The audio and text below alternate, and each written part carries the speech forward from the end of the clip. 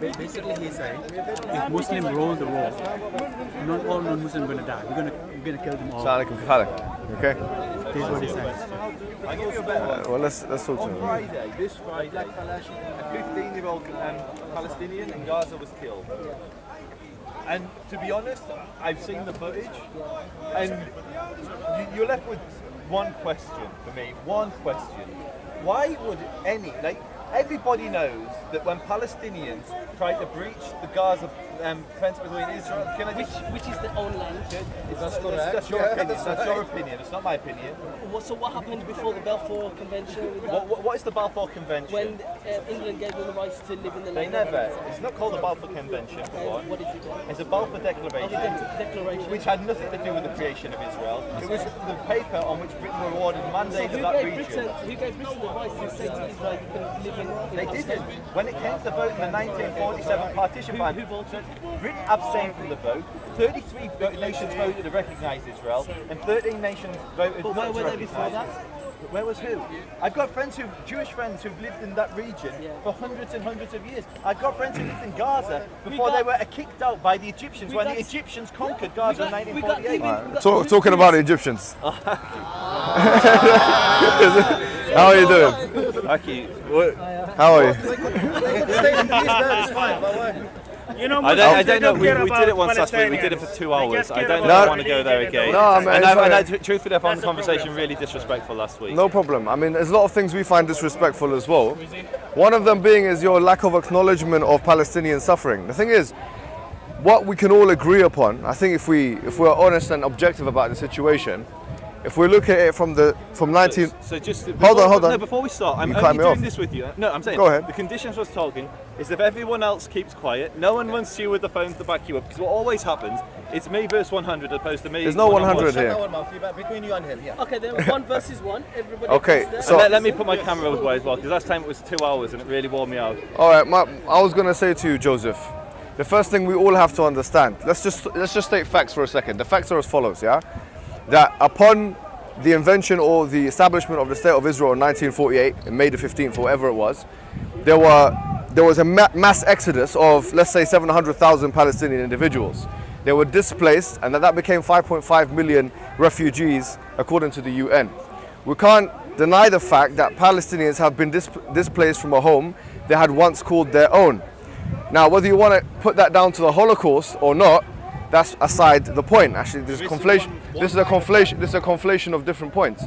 My point to you is, do you deny the fact that there has been a systematic ethnic cleansing of the Palestinian communities from, I wouldn't even start from the 1948, I'll start from the 1930s up until the establishment of Israel in 1948, in the form of groups like Irgun, groups like the Haganah, who are meant to be the moderate version of Irgun, coming together premeditatedly using files which we now have access to because of the 1998 military files that the Israeli government let loose, primary source materials, which stipulate that there's been these village files which show that these groups that were before the establishment of Israel had topographical information, demographical information, all of which outlined how many villages there were, how many people lived in those villages, and what to do to get those Arabs out of those villages and to replace those Arabs with Jews. Now tell me, in your mind, give me one reason why that is not a racist establishment of a state, and how that is this Jewish exclusivization, or this racial prejudice that the Zionist movement had at its core, how it is not, at its heart, actually a racist movement. Can you explain that to me, please? Okay, so to respond to the many mistruths that you said then. Okay, go ahead. Okay, so if you want to talk about ethnic cleansing, the first thing you need to do is just look at things logically. So if you're looking at things logically, and you look at the areas that the Palestinians control, yeah? What now? Yeah, now, Area A or the Gaza Okay, Strip, go ahead. Yeah? Not one Jew resides there. Because the Jordan... Okay. I was quiet all the way through you. I just said okay. Okay.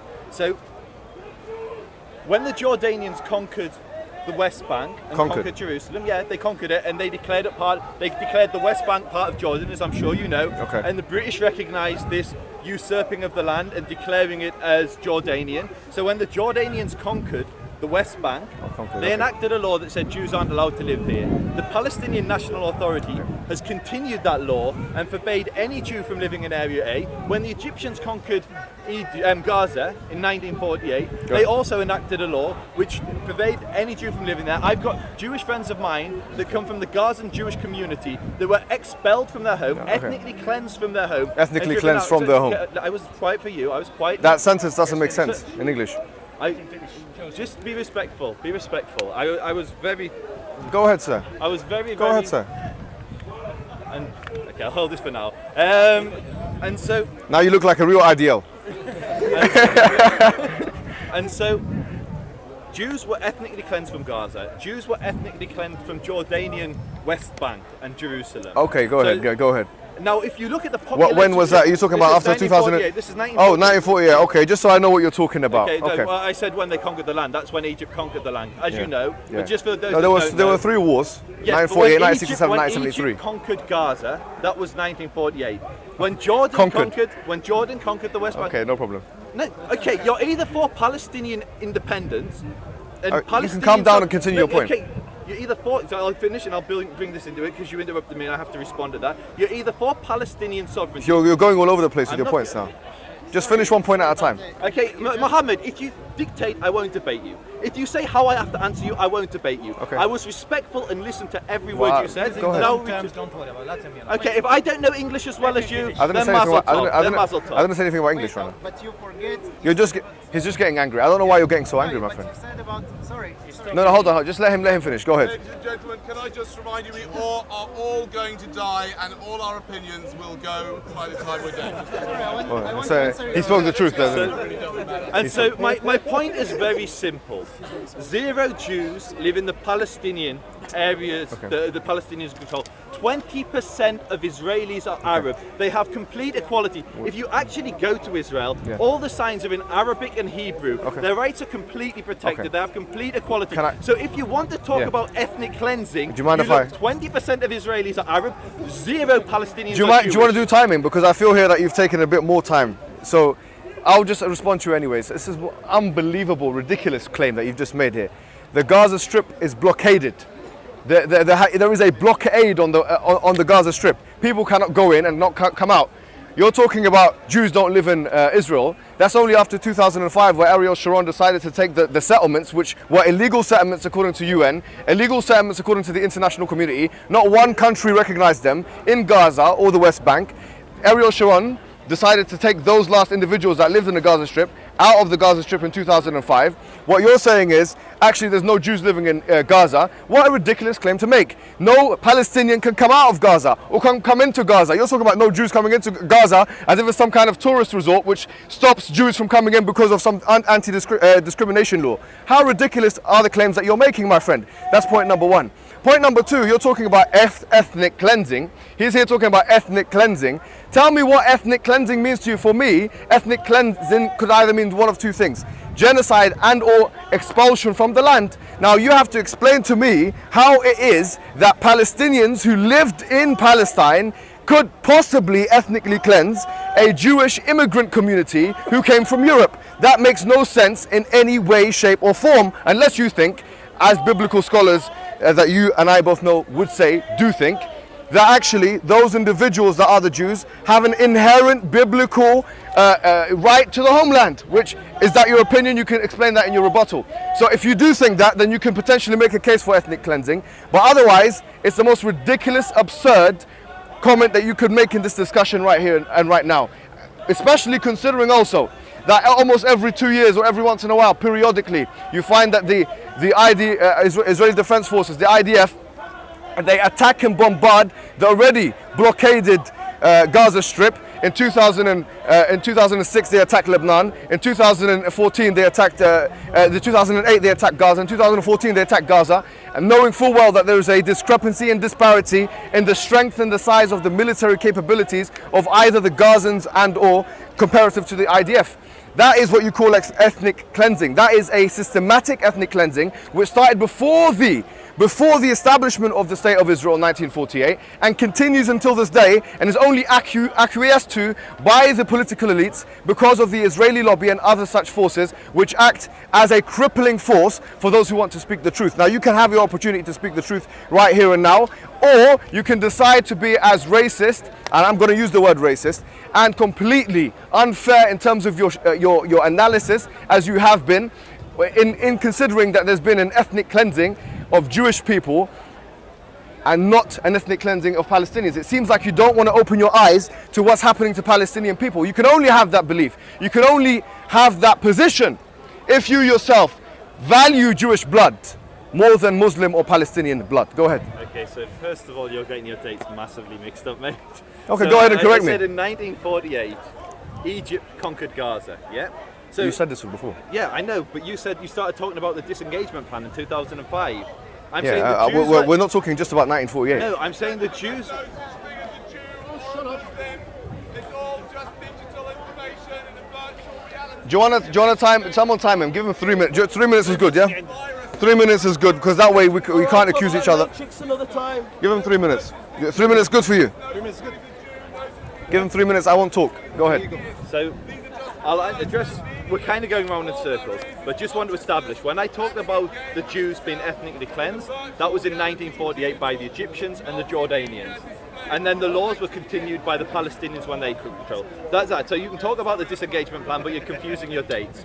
The second point, you started talking about actual populations being driven out of places.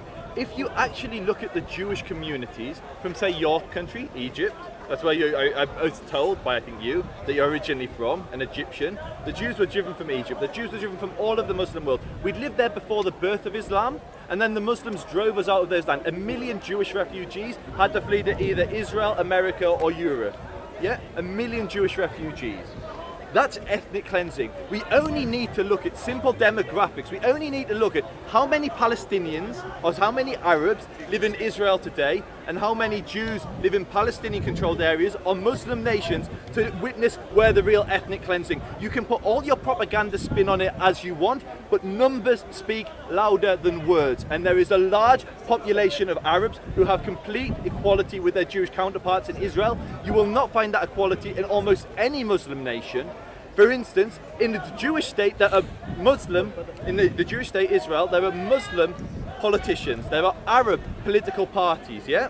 You won't find that in Saudi Arabia. How many Jewish politicians are there in Saudi Arabia? How many Jewish politicians are there in Egypt? The reality is in this conversation is you can't tolerate, you personally, not all Muslims, you can't tolerate a Jewish state. You would much rather we were under you, like throughout history, where we were the dhimmi and we were under you. You don't want to look at me as an equal, you want to look at me underneath you, paying the jizya, belonging to a Muslim state.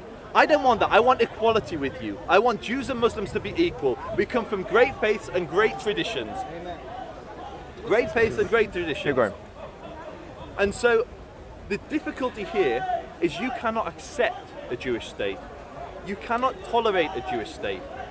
It's that simple, and I don't need 3 minutes. That's Okay, he doesn't need 3 minutes. That was very nice and easy for me, yeah? See, look, he's had to resort to straw manning my arguments. He's had to resort to inventing a discourse which was never had, a narrative that was never made by me, and words that I've never said.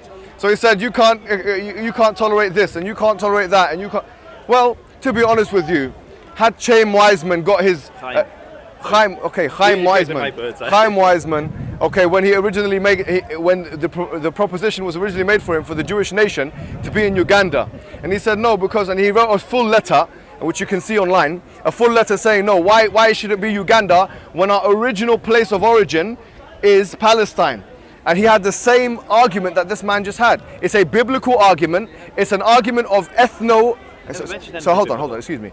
Actually, it relies explicitly on the Bible. It relies explicitly on the biblical Old Testament narrative of David, King Solomon, which some agnostic and atheistic historians don't even believe existed.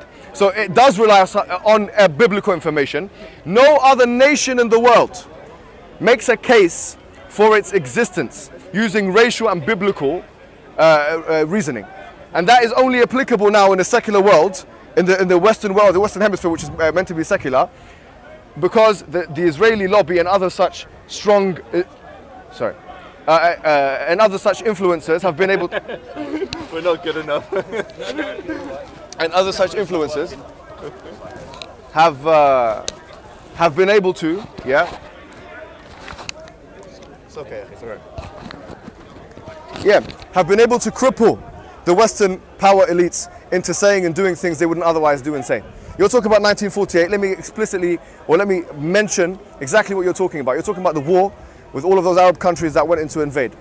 And the Gaza Strip the Gaza Strip and the West Bank were the only two things that were recovered. And that was what it was. It was a recovery. It was a war of recovery of land. It was not a war of invasion of land. For you to think it was a war of invasion of land would mean to think that you think that the complete de-Arabization of the whole of the Palestinian region, which by the way happened, if you look at the demographical data before 1948, May 15th, you'll realize that majority of de-Arabization had already happened. Why? Because of the plans of those terrorist groups, which you failed to condemn, by the way. He failed to condemn the terrorist groups of Irgun, who everybody almost consensually unanimously agrees are terrorist organizations who worked hard and actually collaborated with the Nazis. The Irgun collaborated with the Nazis. And he's telling me about anti-Semitism. The Irgun who collaborated with the Nazis, okay, the Irgun who collaborated with the Nazis went into a hotel and shot some people who were British and other people who were Palestinians. And they did so with civilians. Will you condemn such an attack on those civilians? Mohammed. Yes or no? Yes or no? Go ahead. Mohammed, you have to stick to a subject. Every time we talk about the King David. You're jumping. You accuse me of jumping around all over. Give it 3 minutes, yeah? Yeah. You accuse me of jumping all over. I'm actually struggling to keep up with the amount of different straw men you're building. You're putting words in my mouth. You're saying that my claim is biblical. It's never been biblical. You're saying that I'm talking about anti-Semitism. I haven't mentioned the word anti-Semitism once in this debate.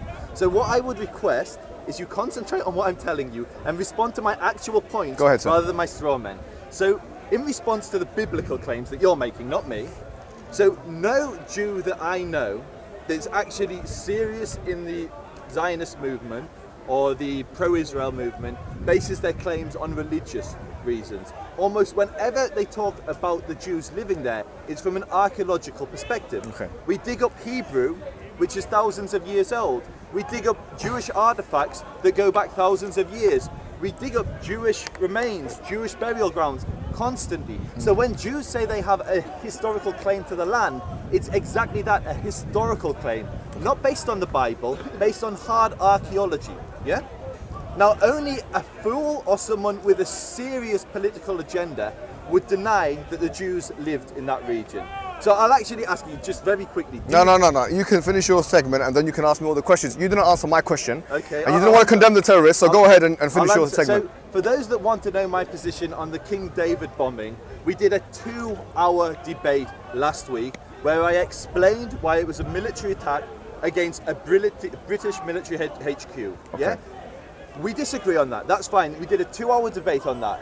I want you to actually answer my question. Why can you not tolerate... Finish off. I'll leave the question to the end because you've got 3 minutes to talk. It's fine, but this is the main gist of my conversation is there are so many states around the world that were born in much more violent conditions. Take India and Pakistan.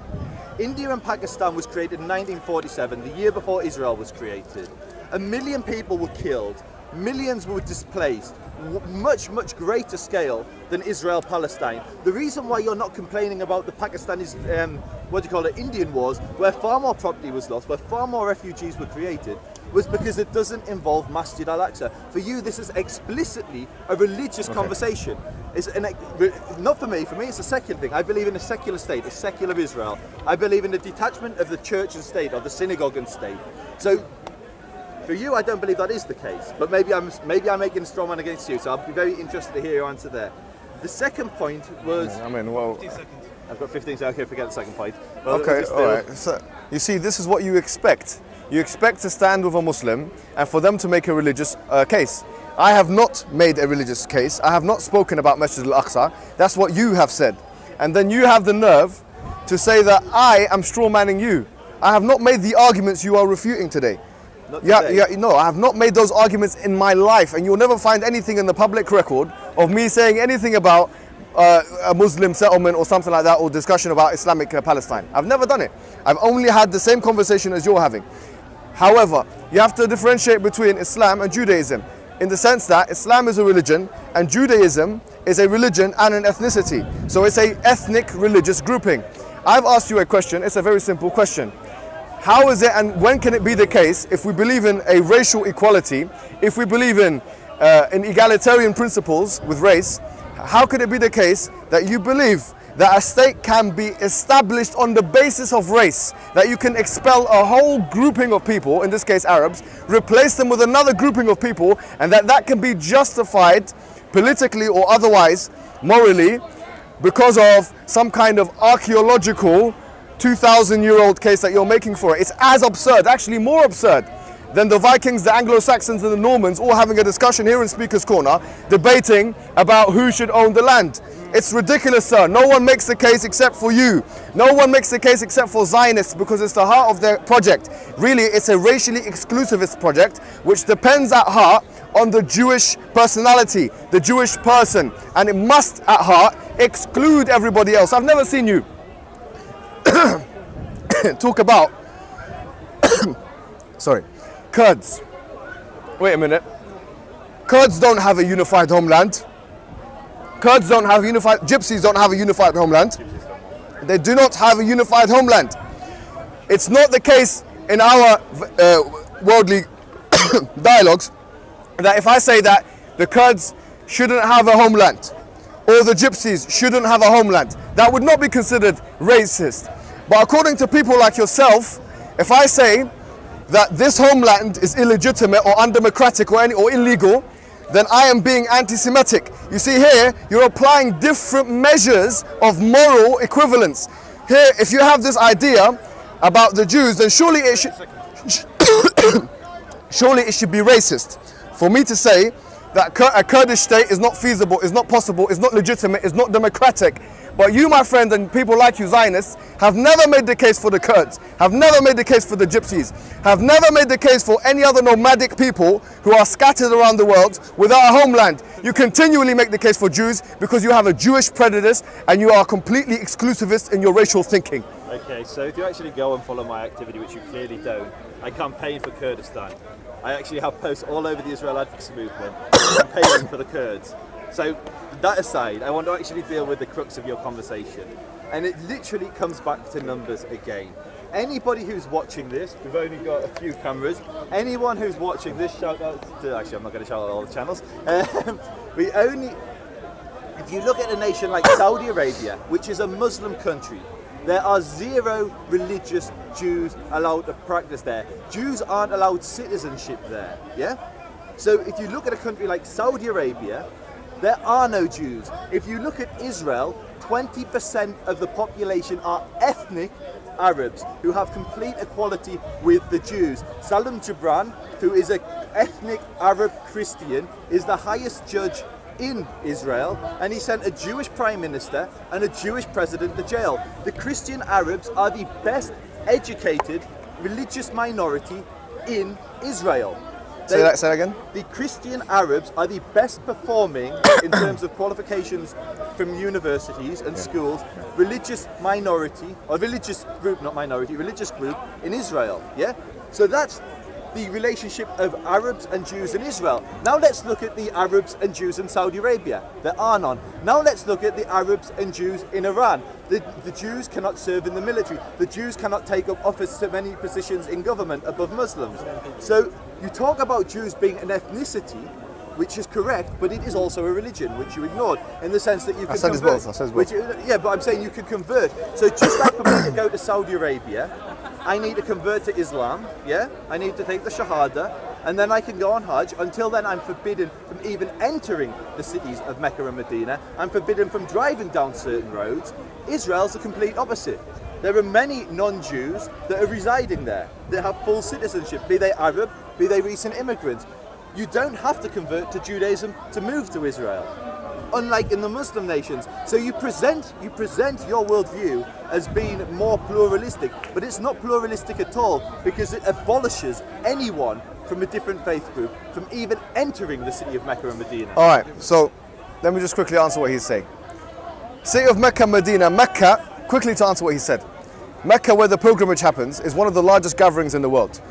Usually people, when they congregate and they come around the Kaaba, there are many deaths that happen because of stampeding, etc. There are millions of people, over 1 million people that congregate on Hajj. Now what you're saying is let's have a visitor's visa so that we can make it an even more overcrowded situation in Mecca, and so we can have even more Muslims killed and go back to your policies of ethnic cleansing that you're used to. But having said that, what I'm saying is actually what you said about Iran, about Saudi Arabia, about all the other countries is none of my business. I'm not an ambassador to Iran. I'm not an ambassador to Saudi Arabia. If you wanted to have a go at one of those individuals, you can go out, stand outside with your placard, outside of their embassies and try and do what you want to do. That's point number one. Point number two, you've completely ignored what I've said. The reason why I keep talking about King David is because it's unanimously agreed upon almost everyone, all of the international organizations, including the Haganah, by the way, that they were a terrorist organization which committed a terrorist attack. The reason why I highlight that in particular is because I want to expose the fact that when it comes to Jewish terrorism, you're acquiescent. You are okay with it. You don't even want to label it as Jewish terrorism. You don't even want to identify that the killing of civilian people, whether they be British or Palestinian, by Jews is something which is terroristic. If I had been in your position and said the same things, that would be front page news. You have to understand here, people would be attacking me left, right and center. You think you are protected because you are a Jew, and that if people say that the Irgun, who, by the way, the Haganah condemned, the Irgun, who became the Israeli government, became parts of vital organs of the Israeli government, they are terroristic at core and had an extermination policy, which we can trace now because of the documents of the Israeli Defense Force. It's not UN documents that you reject. We're talking about the Israeli Defense Force itself. It's 1998, they released it 50 years afterwards. Which one? I'll tell you all the documents, it's my time. 1998, they released the documents because they do it like in the UK 50 years after the event. In 1998, it showed that the Haganah and others, they had very specific commands to go into villages and to examine. You can look at the works of Ilan Pappé, which I know who is a Jew, by the way, who is a Jewish Israeli who's not allowed in Israel.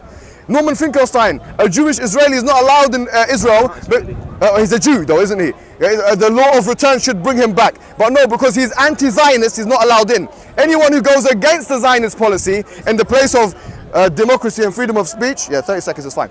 In the place of democracy and freedom of speech, which is meant to be the only democracy in the Middle East, anyone who goes against the Zionist policy is either an anti-Semite or they're not even allowed to reside in the nation which they're meant to have rights to go back to. What kind of nonsense is this? Are you actually going to stand here and tell me that this place is a democratic place of free speech? My friend, why don't you condemn the Irgun? Why don't you condemn the ethnic cleansing? Why don't you condemn the fact that the Gazans have been blockaded and are being killed until this day? So again, Mohammed, you can build as many strawmen. You can build as many strawmen as you like. But I will just encourage people to look at the numbers every time. You talk about ethnic cleansing, look at the numbers. There's over 1.6 million Arabs in Israel. There are 0 Jews in the Palestinian areas. There are 1.6 Arabs in Israel. There are 0 Jews in Saudi Arabia. Who cares? There are 0. Who cares? That's the problem. You only Who cares? Care, Who you don't cares? care about Jews. I didn't say I didn't care about Jews. You prove that. You keep saying this. You keep saying I don't care about Jews. I didn't say. Oh, hold on. I didn't laugh at the Holocaust. Where Where did I laugh at the Holocaust? It's on video. Okay, no, it's on video. Go and check it out. Go and check it out. Movement. Yeah. Check out Muhammad laughing at the Holocaust. Yeah. Is you're all, as a Jew, you're always outgunned 1 to 100. Yeah? Say again? 1 to 100. Whenever you come to Speaker's Corner as a Jew, you've got 100 Muslims. So you've just got. Where's 100? Where's 100, man? Look around you. How many Muslims are in Speaker's Come on, Corner? man. They're not here for you.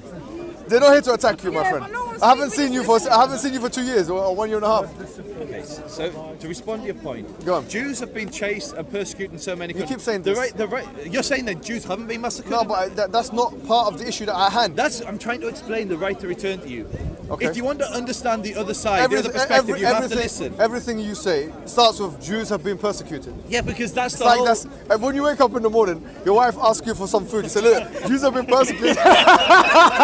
I'm glad that's so funny. I'm glad that that's so funny for you. I'm glad, Mohammed, that you find that so funny. I'm glad it's hysterical that my people have been persecuted. That's not. And every generation, No. we've been slaughtered by 6 million in the Holocaust. Come I on, lost man. family. My friends in the Muslim world were chased out. Stop this. No, because you're laughing at at me. Yeah, You're laughing at I'm Jewish laughing at suffering. you. I'm not laughing You're at Jewish laughing suffering. at Jewish suffering. Joseph, now you're. Oh, sorry. I apologize. I'm laughing at the fact you keep saying it. And I made the joke I'm glad that that's imagine funny. you wake up in the I'm morning. glad that's funny. I'm glad your wife that says, go do the dishes. every single Jew that's watching this Come will on, understand come your on. mentality. No, man, because Muslims Every have, single Jew Muslims have watching been on attacked. YouTube, Blacks have been attacked. Every single Jew watching on Rohingya YouTube have will been watch you attacked. What do you laughing think at me about saying the that. Rohingya?